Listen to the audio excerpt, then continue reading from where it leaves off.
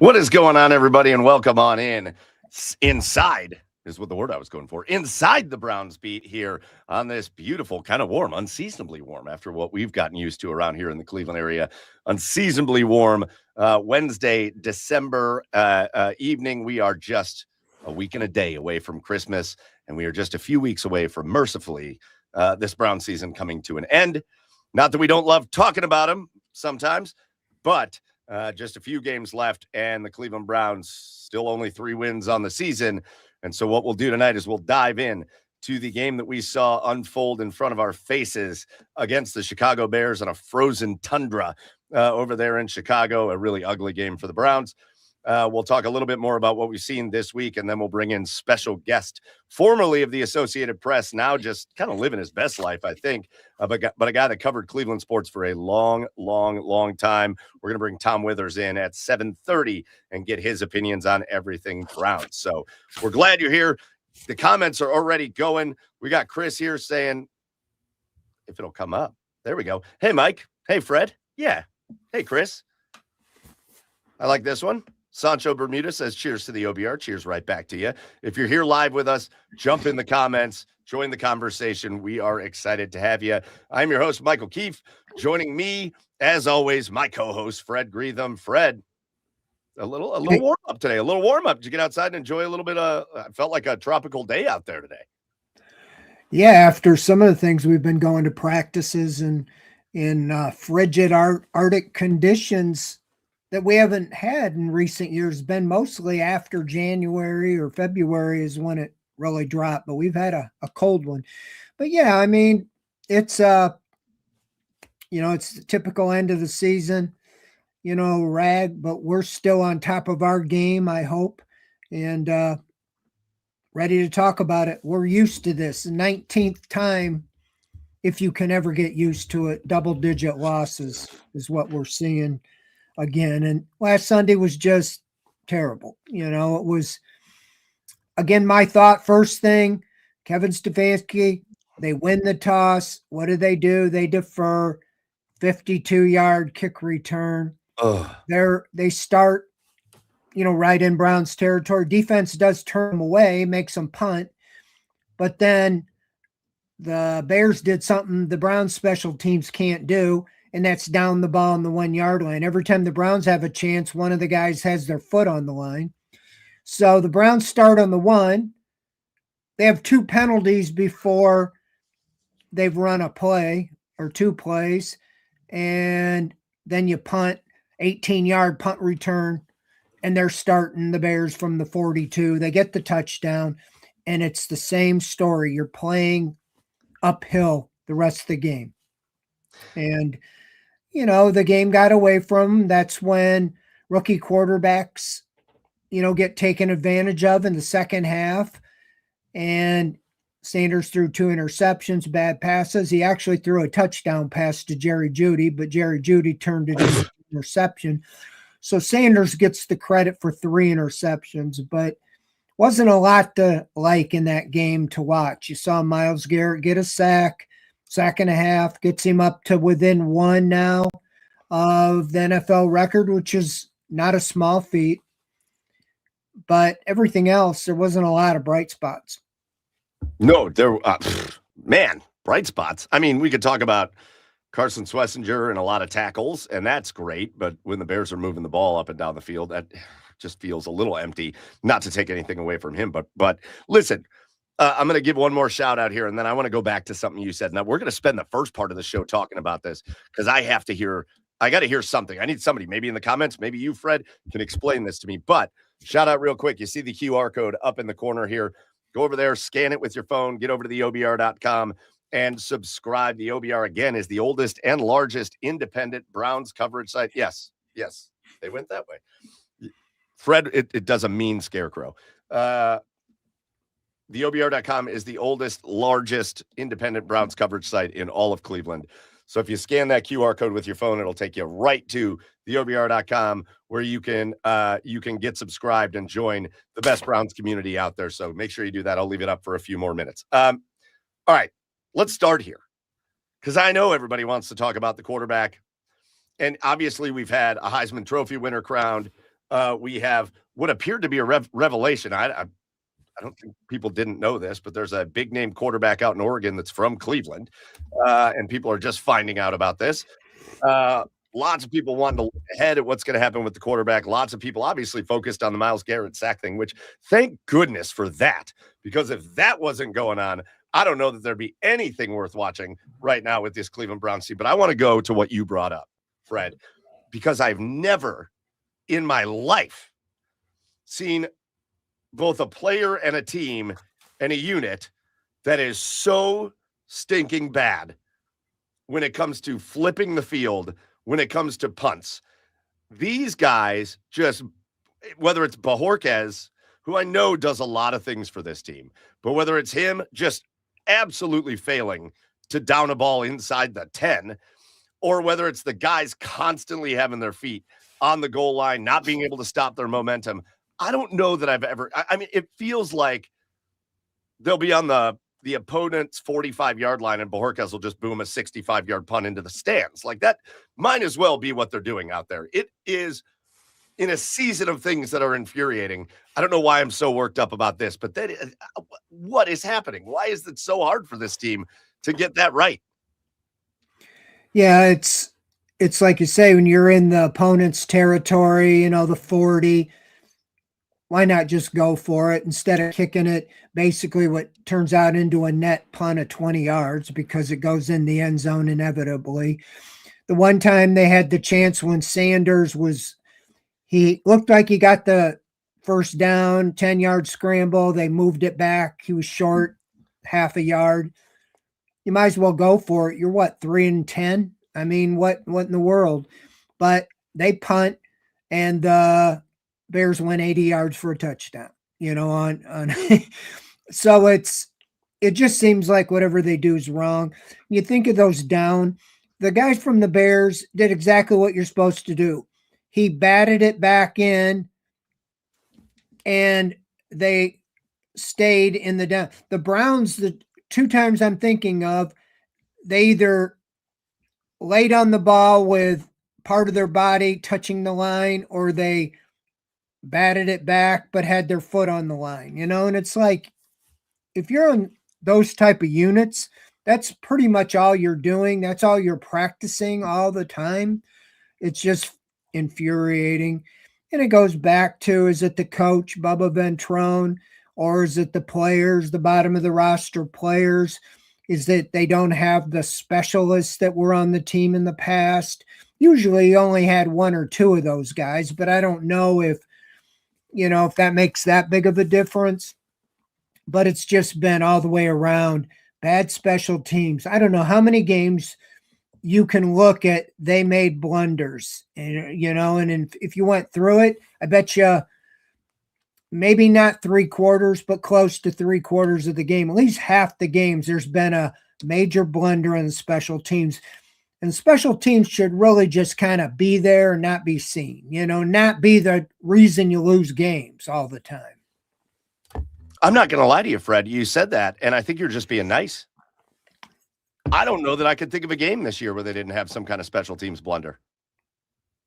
Maybe I'm wrong. Maybe there were one or two games, but I think you're being overly friendly there, Fred. Yeah. It's happened in all the games in recent memory. Every single game, there's either been a 40, 50-yard return. There's been a missed field goal, a missed extra point, a blocked punt, a muffed punt, a whatever. I can't remember a time where there wasn't one.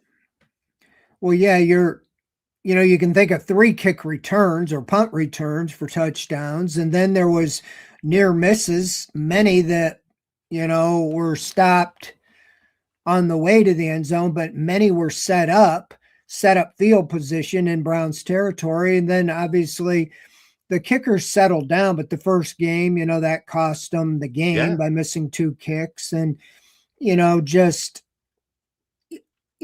Malachi Corley, you could show that as this is the replay that signifies the whole season of the Browns, catching the ball on the 5-yard line and going out of bounds when the ball was going to go out of bounds and you got it on the 40. But it matters. I think we get caught up in talking and really hyper focusing on so many things that you lose track of the fact that it matters. We talked at the beginning of this season that the Browns were so bad at just being able to play complementary football last year. Defense would go out, play 3 great quarters. The offense would just go 3 and out, 3 and out, 3 and out, 3 and out. By the fourth quarter, the defense was toast. And this year, when they do manage to play at least some level of complementary football, when the Browns offense is able to put 2 or 3 first downs together, which is a flipping victory compared to what they were doing last year, and they get the ball near midfield, and then your punter just dumps it into the end zone every time, and it winds up being a 25-yard net punt. It's a backbreaker. It's a backbreaker for the defense. Like, again, I know there's bigger stuff to talk about, but it matters. It all adds up. And I feel like the run defense, they aren't playing as well. But I feel like it's very similar to 2024 when they got off to 1-6 start. The defense played well in the first 7 games, probably well enough to win 5 of those first 7 games, but the offense was so bad. The defense just kind of got wore down, and it just seemed like they spiraled out of control the rest of the year. This year, I feel since that Raiders game, it's starting to take its toll again. Now you've seen 3 straight games where teams were able to impose their will in the running game, the 49ers, the Titans, and the Bears. And so it's a combination, I think, somewhat of getting worn down, of being on the field way too much the whole year, not playing complementary football, and just the way the season's gone, like it did last year. When they were 1-6, everybody knew the season was pretty much over. And I think once they realized, okay, we're out of it, we're 3-8 or whatever, it starts taking its toll on them. And so it's unfortunate because that was the bright spot. They're still ranked, and it's very similar to 2023. Yes. When they're ranked like 2nd or 3rd overall in the NFL, you don't feel like this defense is ranked or they're really that great. Statistically, because they rank it on how many yards given up. And a lot of it's because the offense is given like we talked about, the special teams have given great field position. So these guys only have to go 40 yards for a touchdown. So it's not, they went 97 yards every drive. And so when you look at that, it's just unfortunate all the way around that, again, the defense, I think, has a lot of good talent, but it's being wasted overall. They're giving up almost 24 points a game, and that's too much. A lot of it's, again, because of poor field position, but it's the combination of an inept offense and poor special teams. That combination's deadly to put your defense in that position, and ultimately, they collapse or get beat down. Well, and that's, we could talk about the defense allowing 23, 24 points a game, but how many points a game does the defense really allow? You know what I mean? Like, Again, that's just the nuance of the conversation. You look at that Ravens game where they gave the Ravens the ball inside in the red zone a couple of times. What was it? The San Francisco game was the same. They've had multiple games where teams have had multiple scoring drives that have been 30 yards or less. And that's on special teams. It's on offense. It's a hard ask in the NFL, no matter who you play. And you saw it in the Jets game. It's a hard ask no matter who you play to say, hey, don't let them go 30 yards. Don't let them score. That is a difficult thing to do. And so, I know we've talked a lot about special teams, but it just goes back to you had a very good defense, but you have a team and a roster and apparently a coaching staff that they're not going to cover up for a lot of mistakes. You have to play sound, clean football to give yourself a chance. And that is like one of the most upsetting things about this season to me is they just, after last year and they didn't play sound, clean football at all, then you go into this year and they don't play any sound, clean football. And they just are automatically taking themselves out of games. And you saw it in Chicago. They just play sloppy, careless mistakes, constant mistakes. And Fred, they're a fragile team, aren't they? That it just always leads back to your quote. They're a fragile team. Well, I thought of that on that opening kickoff. Up here we go, and then the defense did get off the field, but then you saw the mistake by letting them down it on the one. You could at least fair caught it on the 8 or 10 or wherever it was. But yeah, to your point, as far as the points allowed, I would really like to see him come up. There's probably somebody that does it. 31-3 sounds like a beatdown. It was a beatdown, but again, 17 of the points came from those 3 interceptions that they turned into touchdowns, and 2 touchdowns and a field goal. And again, that's 4. There was really, in the long punt return, 1 7-point, an 80-yard drive the defense gave up. And so it would be interesting to see, instead of giving up 24 a game, if you netted out all the, you know, whether the opponent starts inside the 50 or 40 or whatever, count that as not on the defense. Would it be like 18 a game or what? I mean, you can still put it on the defense, but it would just be fascinating for our sake to just know what that would look like. When the defense, when the opposing team's offense gets the ball in their territory and they have to drive the field, it'd be very interesting to know what the defense success rate is compared to when the Browns just continually give them the ball in Browns territory. Yeah, it's a head scratcher. Now you got the Buffalo Bills and the Steelers both have good defenses, and the Bills have a prolific offense as well. And so, you know, look at the Bills scoring about 30 a game. You know, that's going to be, and they want to run the ball. 30. And they got one of the best runners in the game, you know, so here you go. The Bills can just come out and go halftime and they'll be fine. They're going to be just fine in this game. All right, we've talked a lot about the special teams. We've talked about the field position. It's been, I think, a little bit of an under-talked about topic is just how bad the Browns have been at field position. And on the other side, and this isn't anything you even can kind of point your finger to. They've had a couple good returns here or there, but like, I feel like I'm watching the other team play special teams and they're breaking off returns constantly, and the Browns just come out and run into a wall at the 20-yard line every time. It just is such a night and day thing. And you got to think there's going to be some accountability from Bubba's perspective, from the coaching staff's perspective. There's got to be some accountability because this is an area you just can't be losing games. Fred, go to the other side.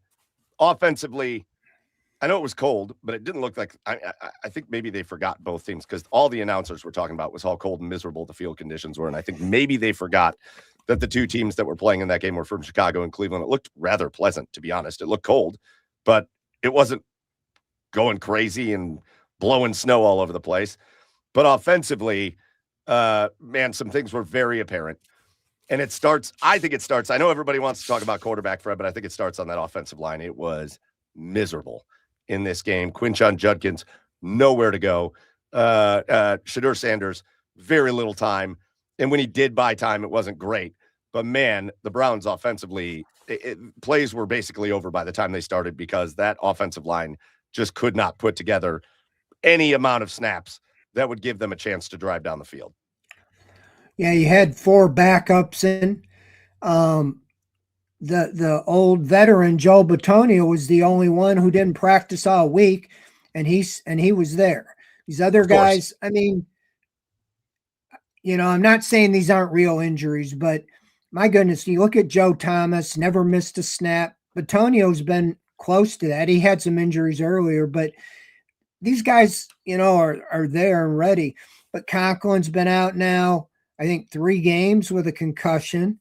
And so he's replaced by KT Leviston, who wasn't even on the team to start the year. You had your right guard, Wyatt Teller, out for the second game, and his backup, Tevin Jenkins, he gets hurt in the game, his shoulder, and he's replaced. So you have the backup to the backup's backup, Garrett Sullinger, who was just signed off the practice squad for the game.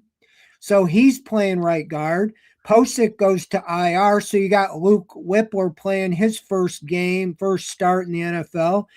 You got Bitonio at left guard. And then you got Cam Robinson, who's kind of reclamation project after DeJuan Jones and several other guys couldn't cut left tackle. They traded for him. I don't think he's played great, but he's a guy. And you forget about David Njoku, hasn't had a great year all the way around, but he's counted on as being now one of the main blockers. And so he wasn't out there. So yeah, that offensive line was terrible. And we all know Quinshon Judkins. We saw what he did at Ohio State. We've seen him do it this year. He was getting hit before he got to the line of scrimmage. That means there's no blocking at all. And that's what I say. Any way you look at this, I don't care if it's Dylan Gabriel. I don't care if it's Sanders, Flacco.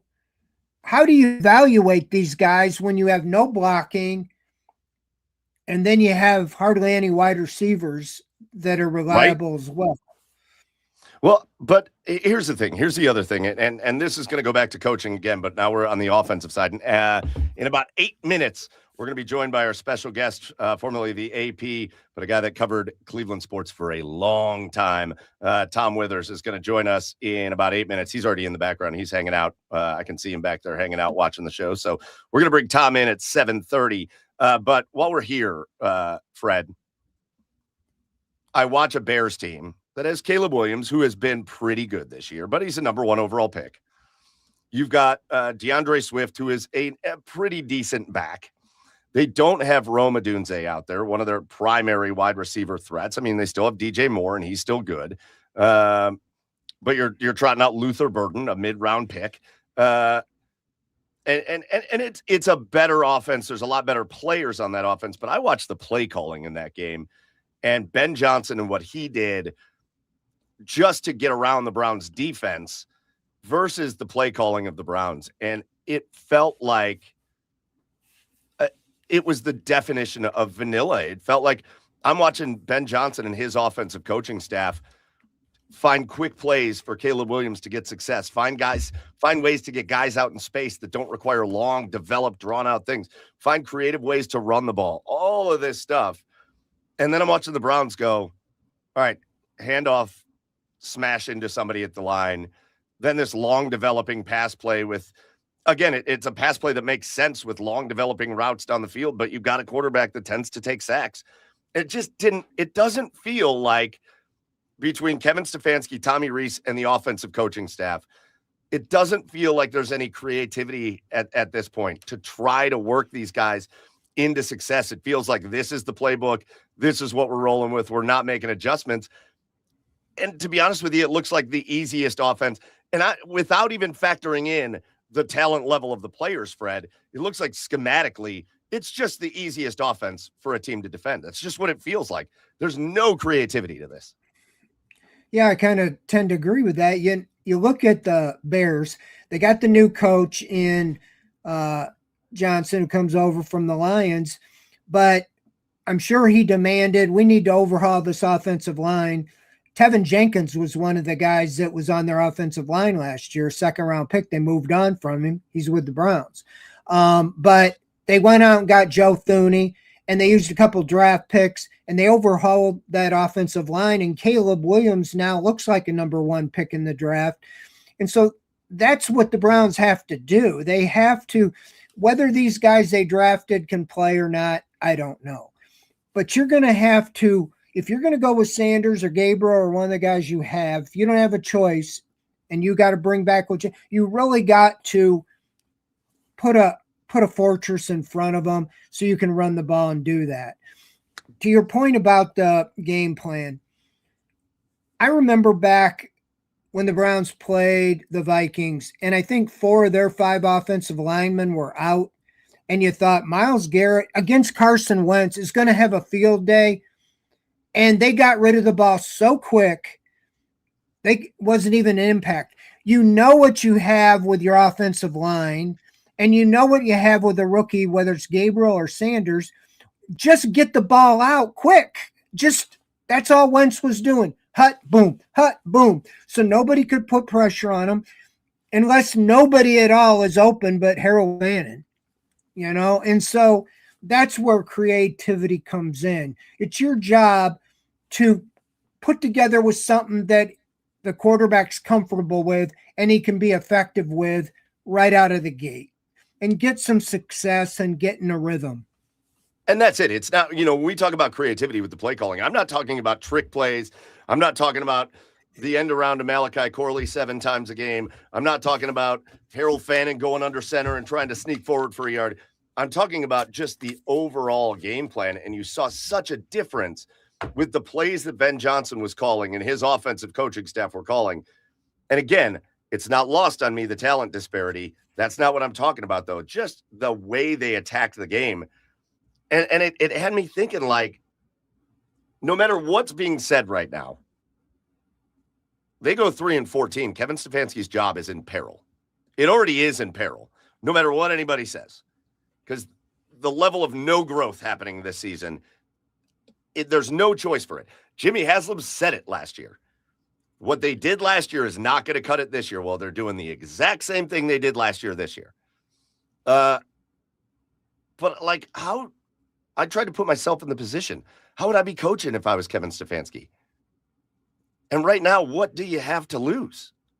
I mean, I don't know whether it's just trying to get Tommy Rees situated. And I know Kevin Stefanski isn't calling the plays and Rees is, but they're both doing it together. If they're trying to get Rees just situated and kind of working him in slowly to being a play caller or what, going with just a straight vanilla offense when you have 3 wins on the season just does not make a lot of sense to me. It just doesn't make sense. Well, and there's really nothing to hang your hat on. You wanted to be playing, you could go with a losing season if you felt there was something to build on. But right now, you got some rookies, but I don't know if there's anything to hang your hat on. I don't know what the identity of this team still is. The last couple of years under Stefanski, early in his career, he wanted to, you knew what he was doing. They ran the ball. They play action pass. They threw the ball downfield. I'm getting no identity. And all they're saying is we trust the guys. Well, do you really trust them? Are the players that bad? All the way around. There's just really, what is the identity and what is there to hang your hat on going forward? Your only hope right now, besides the Myles Garrett getting the record, is that Sanders comes out of these 3 games and you're not going, oh man, they feel the same way about him that you feel about Gabriel. And then you don't really know where you're at because you don't know where you're going to draft. You don't know who's available and all those things. So you really want some optimism going forward. And I don't know even right now how you can sell optimism for next season, even with the fan base and everybody here, to your point, about the coach. Well, another miserable week for the Cleveland Browns, and we're used to it. 3 wins. Come on. This is a normal year for us. Everybody's having a normal time here in 2025. All right, as we get to the midway point of the show, we're going to get ready to bring in our special guest. Before we do that, just remember, get over to the OBR.com, hit subscribe to become part of the oldest, largest independent Browns coverage site in all of Cleveland. OBR.com, hit subscribe, and wherever you're watching us, YouTube, Twitch, wherever tonight, just make sure you hit the follow button, hit the like button. That always helps out the cause as far as the streams are concerned. All right. Special guest tonight, a guy that's covered Cleveland sports for a very long time and hopefully enjoying a little downtime, but still taking a little time to come hang out with us tonight. We're very excited to have him in. Formerly of the Associated Press. I should confirm that. I think it was formerly of, maybe still a little bit for, but we'll confirm it with him now. But we're bringing him in right now. It's Tom Withers. Tom, welcome inside the Browns beat. Hi, Mike. Hi, Fred. How are you guys? I love Doing that you great. put Thanks former for on there. coming in. You put former on your thing. That made that much easier. Much easier. Yeah. I was trying to avoid any litigation going forward here. I wanted to make sure that everybody understands my current state. Yeah. Yeah, Tom, thanks for coming in. My pleasure. There's not much to talk about with the Browns. We kind of review last week and we try to talk about the state of the team. But we want, a lot of the media folk, or, you come on a show and it's straight, dry Browns questions or this and that, same old. We like to talk a little bit about, let our viewers get to know, the individuals and their background and their journeys and so forth. I know one thing, this guy's a gamer. He plays softball with Scott Petrak, who is one of our guests on, and some of the other guys. They have quite competitive championship softball team in the summer. And this guy had, I think, a knee replacement, and he made it, and he played in the playoffs. I think you guys won the championship. So tell us a little about that, Tom, how you made that. I finally, after a life of basketball, and I was a catcher in high school and college, and I did some massive damage to my left knee. In fact, I had a photo, you guys will appreciate this. I had a photo of myself with my 7th grade basketball team. So I was 13 years old, and I had a wrap on my left knee. So when I showed my orthopedic surgeon, he said, "You're about 50 years overdue with her." So yeah, so I finally got my knee replaced in May. For anybody out there that's thinking about doing it, I would recommend it, and I would tell you that it's worth it, but it's hard. And don't compare yourself to anybody else. It's your knee, it's your surgery, it's your recovery, it's your rehab and all that, but it's doable. If I can do it, anybody can do it. So yeah, I managed to make it back for the end of the softball season, and doing some basketball officiating now, and doing my best to stay busy in semi-retirement. I bother Fred out in Berea at least once a week. I've been out there working for Scott Petrak and filling in for the AP now and again, and also doing some Cavs coverage as well. So can't stay out of it. They tried to send me out to pasture, but I'm not quite ready to go there. Hey, Tom, I wanted to, if you'd share your journey. I think you're from New York, but you ended up going to Ohio State. I know you're a big Buckeye guy because we talk about that all the time. Just tell us your journey, how you ended up in Ohio and that whole thing. Yeah, appreciate it, Fred. So originally from Buffalo, and my mom and dad met when my dad was with the Hoover Company based in North Canton, Ohio. And he managed to get promoted and transferred about every 3 or 4 years. So I'm the kid that went to 8 schools in 12 years. But I was also much like a lot of guys in this state and gals, I was born to be a Buckeye. Even though my dad went to Miami of Ohio, from the time I could remember how to say football, I wanted to be a Buckeye. So while I went to high school on Long Island, my dream was always to go to Ohio State, and I was there from 1979 to 1983.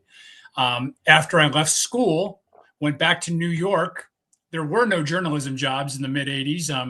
Tried to get one, couldn't land one. Ended up working in a hospital in Hell's Kitchen, New York City.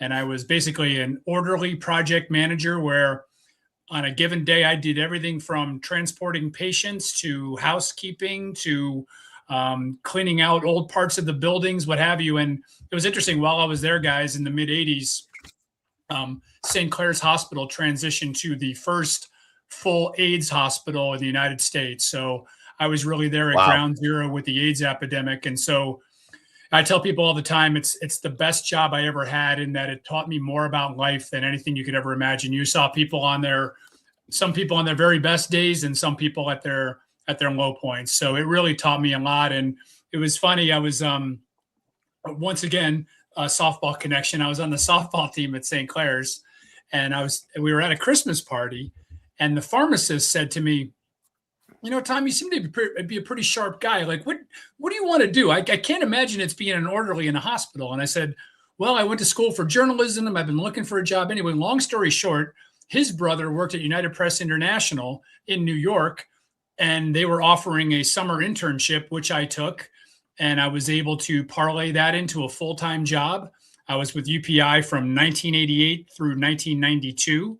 At which point I left for a year. I was a freelance writer, wrote a children's book on how to play basketball, and then was recruited and hired by the Associated Press, and spent 30 glorious and sometimes rough years with the AP, but have, loved every second of it. As Fred can appreciate, and Mike, you can appreciate, there's days where your job is bad and tough, and you come home and you're frustrated and what have you. But, for me to work in the toy department of life, and covering sports, and being able to do so in Cleveland, although we never lived in Ohio, I was raised in a tortured existence like many of you, as a Browns fan and an Indians fan. And so, I went through Red Right 88 and the drive and the fumble, and shared all those heartbreaks along with everybody else. And then, when you get a chance then to transfer to Cleveland and cover the team that you followed your whole life, you take it. So I came here in 1998 and, spent some great years here. Obviously tough years with the Browns, but I was lucky enough to cover this kid, LeBron James from Akron, who you might have heard of, and was really there at the ground floor with him and had a great run at the AP. I was lucky enough. I also was able to go to 10 Olympics, covered went all around the globe from Beijing to Russia to Athens, Greece to London to Barcelona, and was able to cover, basketball and the sliding sports and got to see the world. So I've had a real blessed run and I'm very grateful for everything. Ooh, bringing up Barcelona. That means you were covering the Dream Team then? That was my first assignment. Oh, get out. And if anybody takes a look at my, is it your Twitter page now, your X page, what have you? My picture there is me sitting next to Michael Jordan at the only practice that the Dream Team had in Barcelona. So talk about a souvenir. That was the front page of the Barcelona newspaper. So I do want to bring this up because this comment was cool. You brought up a Hoover plant. Yeah. And we got this in the comments from Phil, who is not a bot. Phil says his wife and I named their first dog Hoover because they drove past that Hoover plant on the way home. That's funny. It's so amazing. So my dad was in management, right? And he, like I said, he got transferred and promoted and moved all around the country. But we had such an attachment to North Canton because that's where the paychecks came from. That was the home base. So while I had never been to North Canton, it felt like it was a kind of a home away from home. Before we get into Browns, I got to talk a little Buckeyes. Last year, I think we had the conversation out there that we hated to see them lose to Michigan. It was probably the best thing that happened to them last year. They were a different team the rest of the way in the playoffs. What's your thoughts now after coming off losing to Indiana and now going into the playoffs? What do you see in this Buckeye team? Yeah, same kind of scenario, right? A 13-10 loss now leading into the playoffs. I really like this team. In fact, I'm more confident in this team than I was in last year's, Freddie, to be honest with you. I think there's, obviously, Sayin has gotten better by the week. This Buckeye defense to me, you guys, and I go back to the great teams of the mid 70s with Randy Gradishar and, Neil Colsey and that great group they had in 73 that I think had 5 or 6 shutouts and gave up 64 points all year. This defense reminds me of that one. And when you have guys like Caleb Downs, and Reese, Arvell Reese, and Sonny Styles. I mean, these are freak show type athletes all on the same defense at the same time. So Matt Patricia has just, an unbelievable treasure trove of weapons to use defensively. Offensively, I've had, my worries about their red zone offense. For some reason they take Jeremiah Smith off the field in those situations, which I don't understand, but as you said before, Freddie, I think, that loss is probably the best thing that could have happened to him because it clearly, fed him a little bit of humble pie, got them refocused. They did it last year. And so you have enough guys, carrying over from that team that knows what it takes. And I don't think it hurts either that, the slight that Jeremiah Smith must have felt last week and not being the Fred Biletnikoff Award winner, which I still don't understand. I don't know how you finish 6th in the Heisman voting as a wide receiver and are not named the top wide receiver in the country. That didn't make much sense. And then people made a lot about the social media posting of Julian Sayin kind of being neglected by the New York media there. So if that gives those guys any more fuel, that's great. I will say this though, guys, that first round matchup, whether it's against A&M or Miami, is going to be tough. Watched enough of both of those teams this year to know that they've got enough talent that they can give the Buckeyes a game, especially on a neutral field. So we'll see where it goes. It's going to be exciting. And Mike, hey, there you go. A&M Aggies, huh? That's where he went. Let me just get that out there. Get that out there. The only game I'll root against Ohio State ever if that matchup happens. I'm just nervous that it won't. They're a good squad. They got some nice players on that defensive line as well. And I tell you what, that Miami team, when I've watched them this year, that Ruben Bain, their defensive end, number 4, is an absolute monster and will be a very high first-round pick. And obviously somebody the Browns fans should take a close look at, even though that's not necessarily a pressing need going into this offseason. I will say this before we get over to the Browns, which we will switch to in a moment. An extra week to let that loss marinate, tough. And while it feels every time the Buckeyes lose, it feels like the world is just coming to them because they don't do it ever. Right. if you would have said to anybody that they would have held Indiana to 13 points, that high-powered Indiana offense to 13 points, you would have thought, oh, they blew them out by 3 touchdowns, rolled to a win. So Yeah. there's still a lot of good to take from that. And that defense did nothing wrong in that game. So there's still plenty of good to take from it. No, I'm with you. And I thought, I still haven't seen a good replay of that 4th down that they ended up giving Indiana the ball on the 4th and 1 with the kind of the tush push that they tried and didn't get it. And then, whether or not Ryan should have kicked a field goal at that point, I don't know. Then they shank a 27-yarder. So I will say this, though, like I heard a lot of Buckeye fans saying, the Buckeyes just beat themselves. That Indiana team is really good. And they play really good up front, especially on defense. And they're a handful, and it's not going to surprise me whatsoever to see them back in the championship game. Yeah, absolutely. As we pivot a little to the Browns, you think about the Buckeyes. As a Buckeye fan, you can kind of say, if they lose 2 games in the year, it's like a disaster. Well, the Browns haven't won 2 games in a row now in 2 years. You've been out there. We're out there. By this time of the year, the room has shrunk to 10 people. It's like the only people coming are the people that absolutely have to be out there. It's so true. And it's, it's such a grind, especially this, and especially if they go into a coaching search or GM search or, that kind of stuff. But, the topic, and I guess it's been the whole time you've been covering it, finding a quarterback, basically since Bernie Kosar. Where are you at right now in their situation? Whether Shedeur, you've seen enough. What do you think they should do going forward? Yeah. And what's your thoughts right now on that situation? I'll say this, and we can work back from this. I've seen enough of Shedeur to think that there's more there than I initially thought. I think there is unquestionable talent there. Unfortunately with Shedeur, there's so much else, right? If there's the Shedeur orbit is just, there's so much going on. There's a sideshow all the time. There's kind of I don't want to say a performative aspect of him necessarily, but it just seems like everything. And it's divided this fan base, you guys. Mike and Fred, earlier, I was thinking about 2 years ago, basically to the day, I had never seen Browns fans more united than they were behind Joe Flacco, right? They finally find that guy, of all guys, right, to come from the rival Ravens and to come in here and go on that 5 or 6 game run and get them to the playoffs. And everything felt great. And now here we are 2 years later. They don't have really any path forward, Fred. But I will say that I've been impressed with the way Shedeur has improved every week. There's still some things that drive me nuts. I watched the game, and as he goes back into whether it's a 3 or 5 or 7 step drop, and I'm like, throw it away, throw it away, throw it away, throw it away. And he's trying to buy himself time. Understandable in that he's always been a playmaker, right? That's the way the kid has always played the game. It's what his dad allowed him to do at Colorado. I'm sure other coaches probably wouldn't have given him that much leeway, if you will.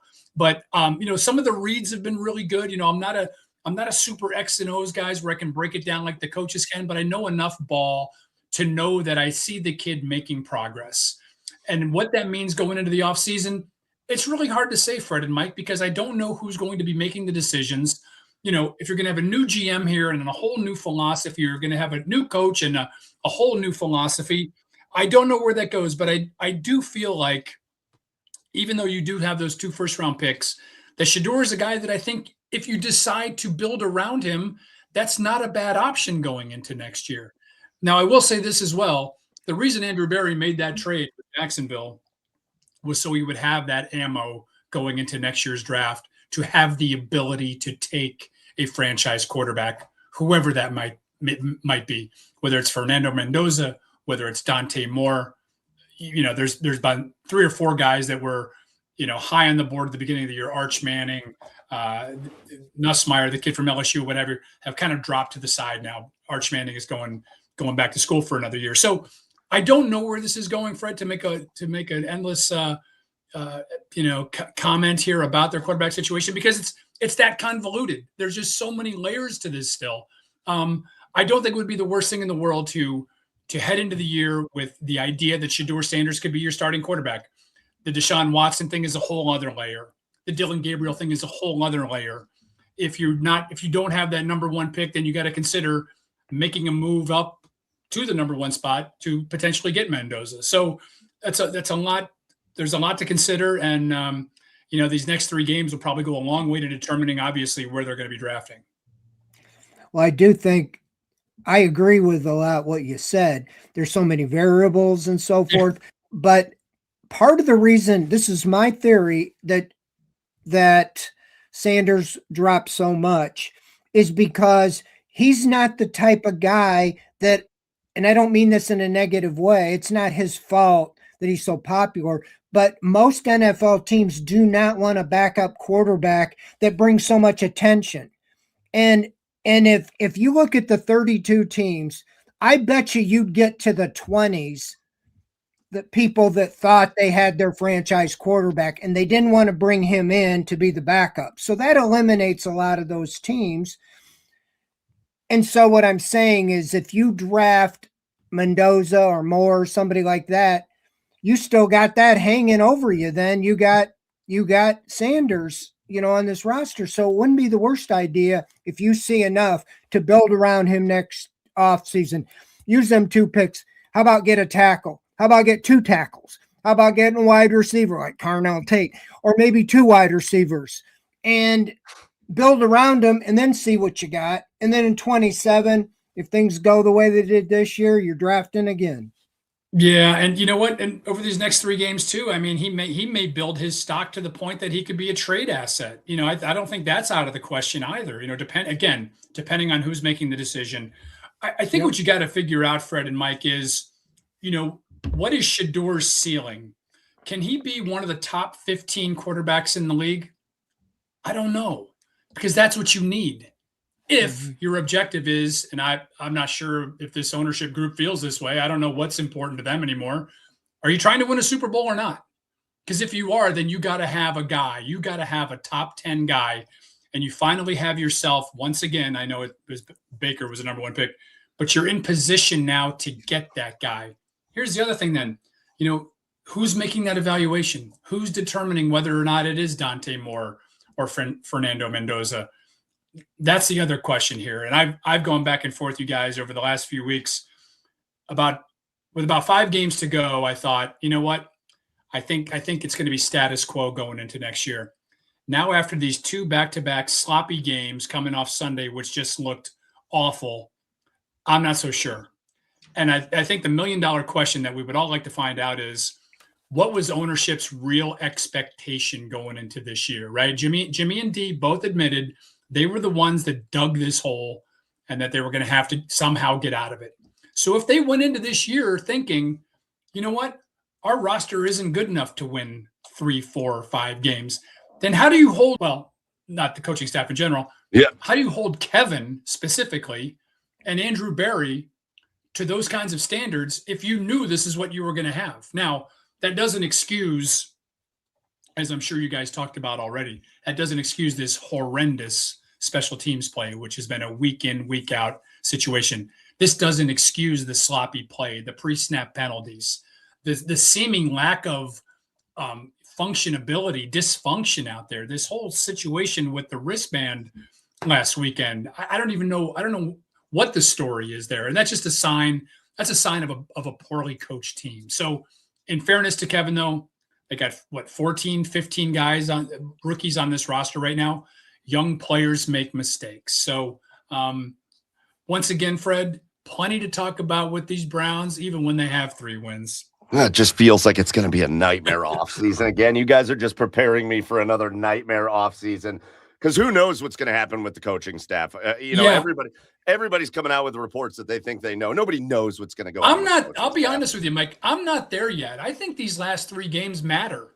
I think the smell test is going to matter over these last three games to ownership. And the other thing too is like, okay, then who do you have in mind? Is Jim Schwartz the guy you promote within? Is Tommy Reese going to stay? I mean, that's what you got to think about. Like, are you willing to go down that road once again when you have 2 guys that ownership has come out? And obviously, in giving them contract extensions has shown how much they care about these guys and how much they believe in them and believe in the plan. And you know what? I know one draft class does not excuse 4 or 5 average to poor ones for Andrew Berry, but they did a hell of a job this offseason in collecting some talent finally for this team. So do you just abandon that in midstream? I don't know. Guys, you guys are there, and maybe you can give an impression from what you're hearing a little bit more directly than a guy like me who doesn't get to be in that building. You know, everybody's trying to figure out what they're going to do, but I'll tell you, just perception-wise, man, Kevin Stefanski looks to me like the wet dog in the tub he just wants to be out of the tub. And that's how he's like presenting himself to me. It's how he looks on the sideline. It's how he looks in his press conferences. There feels for the first time with Kevin Stefanski to me, and I've always been a supporter of Kevin Stefanski, and I'd be perfectly okay if they let him stay, although I don't love the way he's approaching this season. It just feels for the first time there's a defeated element. Yeah, a little kind of resigned to his fate. I know what you're saying. I will say this. I know how hard Kevin works. I know that sometimes it doesn't come across good in the press conferences, and Fred can relate to this. There's only so much that a coach can say publicly without losing his locker room, without losing the inside of the building, without tearing down the personnel staff and the scouting department or whatever. He's got to be careful with everything that comes out of his mouth. And because our scar tissue is so thick here in Cleveland, right? We've been through so much over the last 30 years that I think everything becomes magnified and amplified because of that. So, we want accountability. Of course we do. Is there accountability in that building? I can promise you that there is. Now, I know people want to see, people get dragged through the street on Sunday afternoons. That it just doesn't work that way. So, and I think what's frustrating to Browns fans is that, as I mentioned before, you're seeing the same silly mistakes week in and week out. And I'll be honest with you, Mike, in trying to read the leaves and the tea leaves out there, I don't think a decision has been made on their future. I really don't. And I think, like I said before, I think these last 3 games really matter. And obviously, when you factor in Sanders and the opponents coming up over the next 3 weeks, including 2 within your division, and by the way, who I think is the best team in the AFC in the Buffalo Bills this week. And that's another thing. If people want to see where Shedeur Sanders stacks up against a franchise quarterback, well, case in point, number 17 in blue this weekend is the perfect guy to match him up against.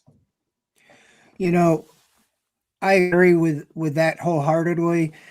I feel like I've been through and you've been through these coaching search. When you fire the guy, you get a buzz, but then it's like, hey, do you want to be the coach? Oh, okay. Hey, and you get the idea, oh, they're on their 7th choice, and you bring in Chudzinski or hey, Chip Kelly, let's go out to dinner.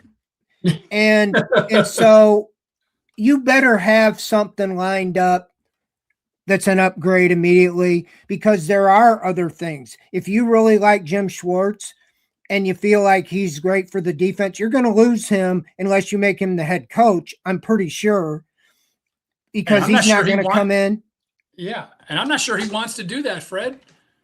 I mean, he went through those health issues after he was in Detroit, and he came back here and talked to us about that. I'm not sure if he wants that job.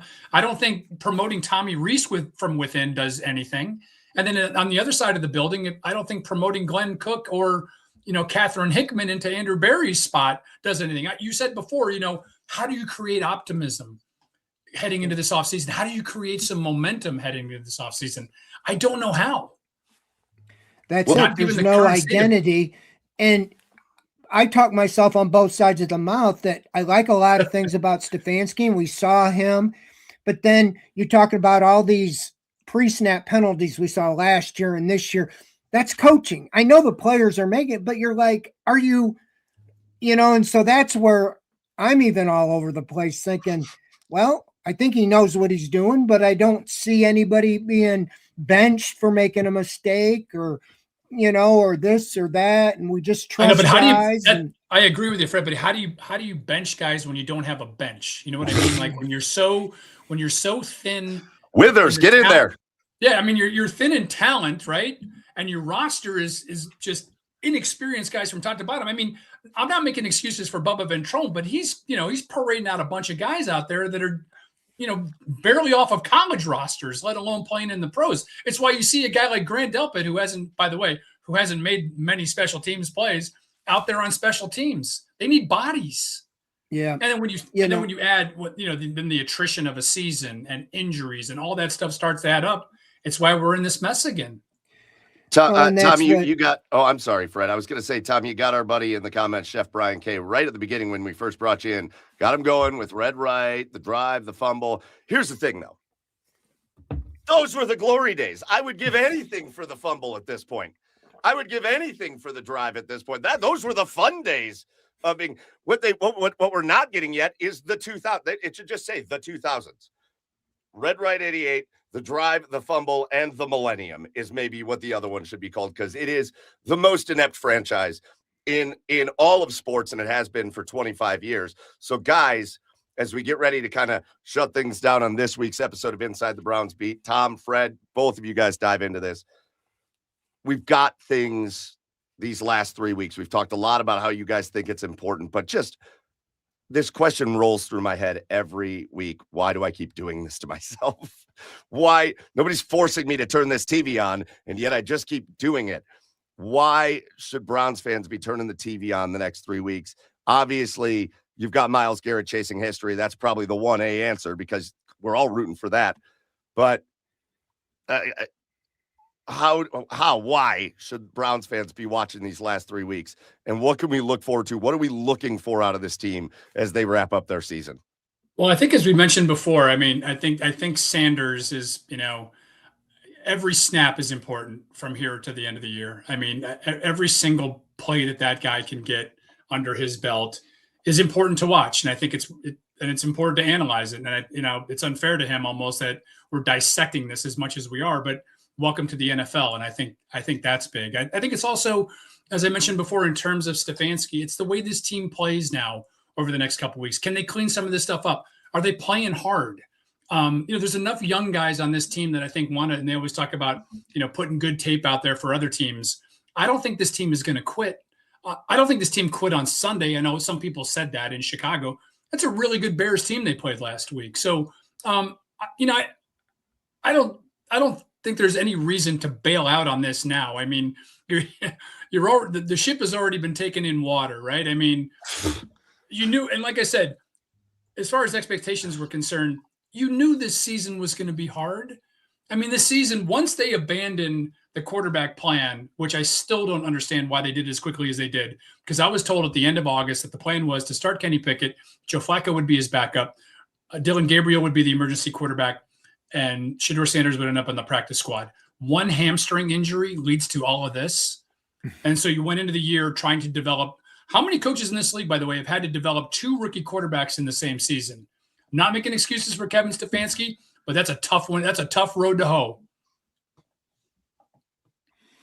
Yeah, I mean, to me, it is about Sanders because he's the only thing that you can cling to for hope. If he can somehow show by the end of these 3 games that he has shown enough that he can go into the offseason, and even if he's just a game manager next year, that you have a chance to build up some weapons around him and not spend the whole offseason getting the quarterback. And, we talk about who's making the decisions. Andrew Berry, do you trust him to make the right decision? Kevin Stefanski, last year, we asked him questions, about, okay, we thought they were going to take a quarterback with number 2. Why don't you pound your hand on the table and say, this is the guy I want? He goes, we don't do it like that. And we're like, you're the quarterback guy. Why don't you? Maybe he does behind the scenes, but that's what kind of is a little frustrating. And maybe it was like, well, I didn't really like Sanders that much. I don't know. Yeah. But so that's what you want to be able to hang your hat on something and not just go out and get beat 30-0 the next 3 weeks and then 3-14 and everybody is fired and you're starting all over again because you think about evaluators. Most of the people you're going to bring in were with other teams as an assistant GM or whatever, and they might not have liked Sanders, and that's why he didn't get drafted. So they're not going to say, well, I'm going to get another quarterback, and then you're again, starting all over again. So I do think these games matter. And I think that for Browns fans, obviously the Garrett thing, but Sanders and some bright spot going into the offseason that you can build around. Yeah, I mean, you mentioned it, Fred. That offensive line is going to have to be rebuilt from one end to the other. So there's a lot to consider. And I'm with you. If he can show in the next 3 weeks that is a viable option heading into next year, it allows you to take that bona fide wide receiver with the number 3 pick, what have you. It allows you to take that franchise left tackle. I remind people all the time, the Watson trade hurt on numerous levels. To me, where it hurt most was you gave up those 3 first-round draft picks. You would have potentially a left tackle going into his 4th year, another wide receiver going into his 3rd year, another linebacker, for instance, going into his 2nd year. Instead, you had none of that. Think of how differently this team would look if you had those 3 picks over those last 3 years. I mean, huge impact players. Not many guys miss first-round picks. Have the Browns missed their share over the years? Of course they have. Everybody does. But you would hope that Andrew Berry could have gotten those 3 right. That's exactly right. Well, again, we're getting there. Browns play the Bills this Sunday. Man, are the Bills coming off a wild victory where they were getting shellacked by the Patriots, the best record in the league Patriots, until the Bills said, no, we're not going to do this. And they came back, stormed back, and won that game. So lots of momentum from the Bills. Maybe the Browns can be a trap game. That would be a lot of fun. But we'll see how it goes Sunday. You can read what Tom Withers has going on. Again, formerly of the AP, still doing a little something, helping out here and there. Helping our buddy Scott Petrak over at the Chronicle, and a man that has come back from a knee surgery faster than anybody in history to play in a softball league. Tom Withers, thank you so much for joining us here tonight. Mike, my pleasure. Fred, good to see you. Yeah. Merry Christmas to you guys and your families and everybody else out there. Have a wonderful holiday season. Merry Christmas and thanks again. See you, right back at you, Tom. Merry Christmas. Tom Withers, what a great guest. That was fun. And I love that Tom was just chomping at the bit every time. Anything topic got it brought up, Tom was chomping at the bit, ready to go. And I love a guest like that. So big shout out to Tom Withers. That was a lot of fun and a lot of good information and perspective from a guy. Fred, like you said, covered these teams in this city for a long, long time. So, Fred, we're going to hold off on the guest thing for now because I think we have a guest lined up for next week, but it is up in the air. Having said that, obviously, we are not going live on Christmas Eve. You got to be crazy. We love you guys. You're like family to us. Fred, you're like family. We do the show every week. It's been a blast. I am not coming out here and hang. I've got eggnog to drink. I got Christmas ales to have. I got kids to hang out with. I got to prepare for Santa to show up to the house. So we are not going to be going live next Wednesday night. However, what it looks like we will be doing is recording our episode probably on Monday. And I think we'll have a special guest, but we'll announce that. So just keep your eye on the OBR's Twitter account. But we're going to record the episode Monday after the Browns play the Bills. And then we're just going to put it on YouTube. So it won't be live. You'll be able to catch it on YouTube or Twitch. You'll be able to catch it on the podcast, anywhere you want to catch it. Basically, probably starting Tuesday morning. So again, I think that's the plan for next week. Again, we want you to all, seeing as this will be the last time we talk to you live, we want you to all have a great Christmas, a great holiday, celebrate with your families. Don't let the Browns bring you down by any stretch. But for sure, we will be back live later in the season. Obviously, these next 2 weeks, we'll just kind of keep you posted. Anything to add to that, Fred? No, you said it right. As far as we're just keep the faith and we'll have everything. Catch up, just follow the socials and our announcements and we'll catch all up with all of you and on YouTube, Twitch, and all our channels and like the buttons and can't wait to see you again. That's it. We're going to leave it with that. That's going to do it for Inside the Browns Beat. Quick shout out to my show coming up at 9:00, Garage Beers. We're going to be live. And we got a buddy, Mecca Don, that comes in and talks about Ohio State with us. He's going to do his playoff preview because he nailed it perfectly on the show last year. So he wants to come do it again this year. Then we're going to have Aaron Portzline, who covers the Blue Jackets for The Athletic. We're going to talk about the Browns, the Cavs, the Guardians, so much more. So grab a beer, come hang out with us at 9:00 on Garage Beer. But our last order of business here is just to give out our thank yous. First, the OBR. Get over to the OBR.com, hit subscribe. The OBR hosts us. And again, it is the oldest, largest independent Browns coverage site in all of Cleveland. So make sure you're subscribed there. Big thank you to Tom Withers. What a good time. Go follow Tom Withers on the socials as he does a lot of great work still, even though he's retired, just semi-retired. But make sure you go follow him. And as always, our biggest thank you is all of you. The comments were great tonight. The conversation was lively. I love the part where we got into talking about dog breeds. That was a good time. But love you guys for joining us live. And remember, if you can't make it live to our show, you can always catch us either on demand on YouTube or Twitch or on the podcast version. That's going to do it for us. For Fred Greetham, I am Michael Keefe. This has been Inside the Browns Beat. Until next week, as always, go Browns.